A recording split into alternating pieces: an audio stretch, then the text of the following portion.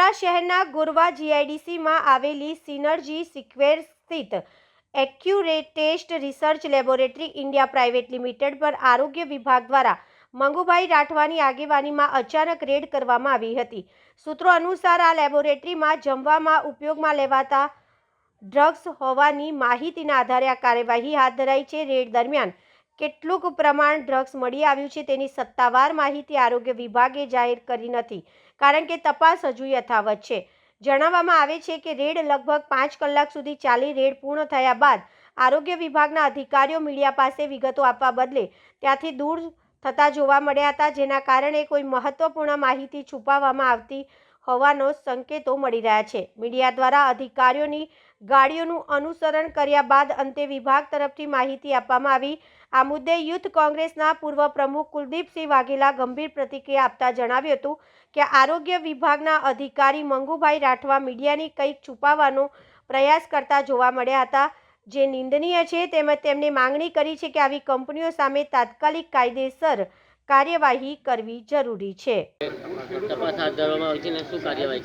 Designated officer સાહેબની ફરિયાદના આધારે એક્યુટેસ્ટ રિસર્ચ લેબોરેટરી ગોરવા બીઆઈડીસીમાં આવેલ છે, અહીંયા ફૂડ બાબતે ફરિયાદ આપેલી, એના ફૂડના નમૂના લેવાની કાર્યવાહી કરવામાં આવી। કયા પ્રકારના નમૂના લેવામાં આવ્યા? નમૂના લેવામાં આવ્યા છે paneer handi prepare food loose, chole prepare food loose, butter milk loose, veg biryani prepare food loose, roti prepare food લૂઝના નમૂના લેવાની કાર્યવાહી કરવામાં આવે છે। આ નમૂના લીધા પછી આગળ શું કાર્યવાહી કરવાની? નમૂના લીધા પછી લેબનો રિપોર્ટ આવ્યા પછી આગળની કાર્યવાહી કરવામાં આવશે। આમાં કોઈ જમવામાં કે એવામાં કોઈ એ તો ડ્રગ્સ વાળું તો અમને નહીં ખબર, ફૂડ રિલેટેડ હતી, ફૂડને લગત અમે કાર્યવાહી કરેલ છે। 5 નમૂના લીધા છે। આ એક્યુટેસ્ટ રિસર્ચ કંપની છે। એક્યુટેસ્ટ રિસર્ચ નામની જે કંપની છે તેમાં આજ સવારથી ફૂડ એન્ડ ડ્રગ્સ ડિપાર્ટમેન્ટના ઉચ્ચ અધિકારીઓ આજે નમૂના લેવા માટે આવ્યા હતા, જેને લઈને સવારથી કુતૂહલ પેદા થઈ હતી કે મીડિયાના મિત્રો પણ અહીંયા ઉપસ્થિત હતા। જ્યારે સવારે 11 વાગ્યાથી ખાવાના પદાર્થના સેમ્પલ લેવાના હોય ત્યારે એને 4 વાગ્યા સુધીની પ્રક્રિયા લંબાવી એ ક્યાંક ને ક્યાંક શંકાના ઘેરામાં છે।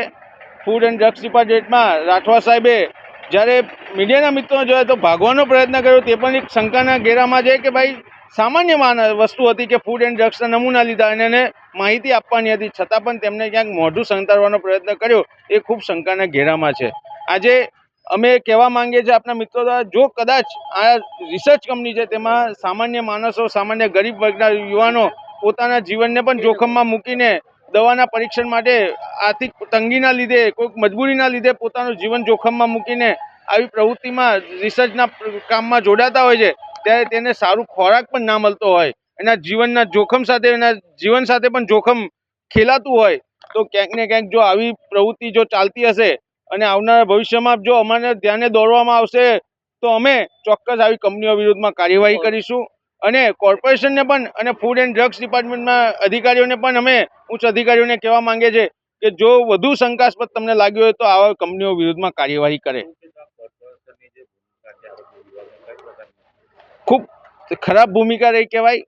આજે મીડિયા એ સમાજનો એક સ્તંભ છે, જે લોકોને સાચી માહિતી લોકો સુધી પહોંચાડતી હોય, ત્યારે ફૂડ એન્ડ ડ્રગ્સ વિભાગના અધિકારી મોઢું સંતાતા હોય એમ ગાડી ભગાડીને ભાગવાનો પ્રયત્ન કર્યો, ક્યાંક ને ક્યાંક નિંદનીય વાત કહેવાય કે ફૂડ એન્ડ ડ્રગ્સ ડિપાર્ટમેન્ટના અધિકારીએ શાંતિપૂર્વક મીડિયાને સ્પષ્ટતા કરવી જોતી હતી, જેને લીધે કંપનીનું પણ નામ રહી જાત ને ફૂડ એન્ડ ડ્રગ્સ ડિપાર્ટમેન્ટના અધિકારીઓનું પણ સારું દેખાય, પણ ક્યાંક ને ક્યાંક આ મોઢું છુપાવી ક્યાંક ને ક્યાંક કંઈક ઊંધું ખોટું રંધાનું હોય તેવું દેખાઈ રહ્યું છે।